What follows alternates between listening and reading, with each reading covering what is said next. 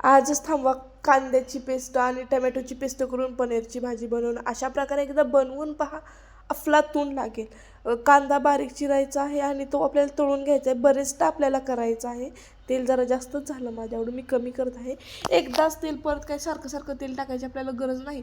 आपण बिर्याणीच्यावर जसा कांदावर टाकतो बरिस्ता कांदा तळून, तो थोडासा क्रिस्पी व्हायला पाहिजे असा केलेला आहे मी. आणि त्यात मीठ टाकायचं म्हणजे कांद्याला चांगली चव येते. हा चांगला लालसर क्रिस्पी भाजून घ्यायचा आहे.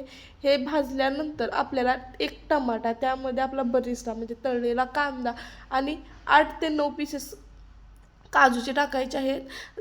कांदा आणि टोमॅटो आणि काजू टाकायचं आहे, जेणेकरून कांद्याची जी करपलेली चव आहे ती लागणार नाही. परत त्याच तेलामध्ये मी पनीर तळून घेत आहे, म्हणजे पनीर भाजून घेत आहे तेलामध्ये, जस्ट फ्राईड केल्यासारखं.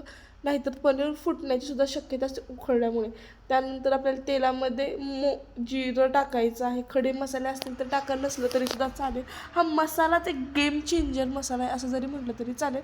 काजू न विसरता टाका. ह्या तेलामध्ये आपल्याला हा मसाला टाकायचा आहे. आधीच आपण तेलात भाजल्यामुळे ह्याला लगेच तेल सुटतं. आलं लसूण पेस्ट टाकल्यानंतर हलवायचं आहे. त्यानंतर आपण त्यात हवं असेल तर मीठ टाका, कारण आधीच आपण मीठ टाकले त्यामुळे थोडंसं किंचित असं मीठ टाकायचं आहे. त्यानंतर आपला खायचा मसाला, आपण जो कांदा लसूण मसाला, आपण चटणी टाकतो ती, पनीरचा मसाला टाकलेला, हवा असेल तर गरम मसाला टाका. मी एवढंच 2 मसाले टाकलेत, पण भाजीची टेस्ट काय आली. परत जे मिक्सरच्या भांड्यात थोडंसं, जास्त पाणी नाही, थोडंसंच, म्हणजे मसाले चांगले शिजावेत याकरिता पाणी टाकायचं आहे. मी आत्ता थोडं टाकलेलं आहे. त्याच्यानंतर जे आपण पनीरचे पीसेस तळून घेतले होते ते सगळे टाकायचे आहे. खूप जास्त वेळ, आता पनीरचे मी सर्व पीसेस टाकल्यानंतर एकदा त्याला फ्राईड केले म्हणजे मसाला लागावा.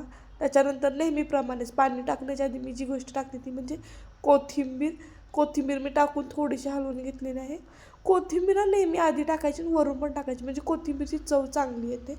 आणि याच्यानंतर मग मी थोडंसं पाणी ॲड केलेलं आहे, कारण थोडीशी मला ग्रेव्ही टाईप हवं होतं, असं सुद्धा घेऊ शकतं. पण जरा पाणी असलं की कन्सिस्टन्सी कशी चांगली लागते.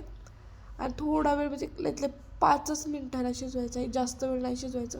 बघू शकता किती छान आणि किती दिसतंय. खरंच ते थांबवा. कांदा टोमॅटोच्या प्युरीपासून असं एकदा करून तरी पहा.